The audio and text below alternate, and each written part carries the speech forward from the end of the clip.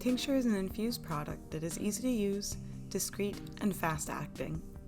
Our line of Theory Wellness Tinctures include THC, CBD, and 1:1, an equal mixture of CBD and THC. Our approach combines organic coconut oil with concentrated doses of full-spectrum plant extracts for consistent results. CBD tincture has low to no psychoactive effect, and thus a great way to provide functional relief while maintaining clarity. The THC tincture provides more of an uplifting and cerebral experience, and the 1:1 has benefits of both the THC and CBD combined. Tincture works best when dropped underneath the tongue, also known as sublingual application. Let it sit there for about 40 seconds before swallowing. And remember that it is important to start low and slow to understand what amount works best for you.